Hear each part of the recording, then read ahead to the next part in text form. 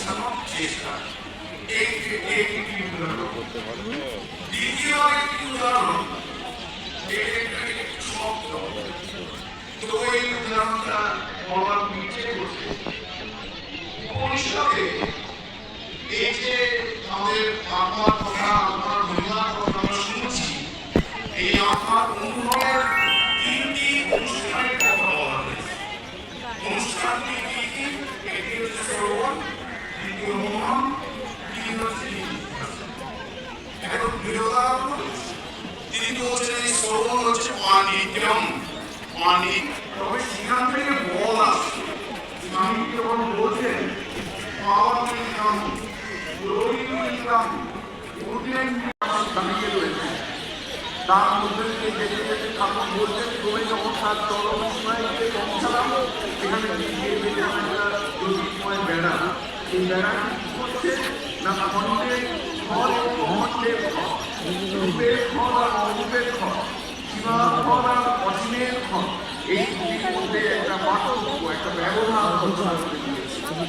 তারপর যখন এই সীমার ফল থেকে অসীমের সেই ফলে যখন প্রবেশ করলাম, দেখলাম সেখানে 7 জন ঋষি ধ্যানমগ্ন হয়ে বসে রয়েছেন।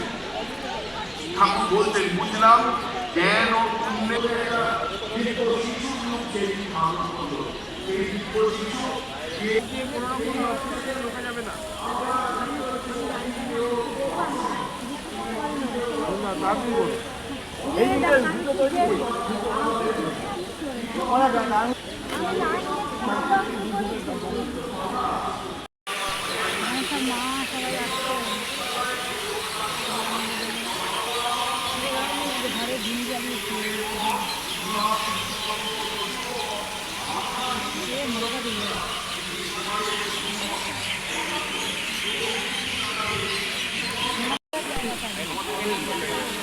আপনারা লাইনটা একটু ডান দিক থেকে কষ্ট হয়, সেই থেকে মহারাজ আমি কাউকে কোনো কথা বলা ছেড়ে দিলাম।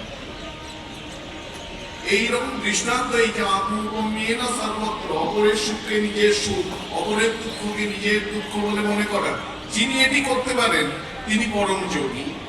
এই শুক্লেশানন্দজি সেই সব কথা বলছিলেন, আমার শম্ভুদার কথা মনে পড়ে যাচ্ছিল। এবং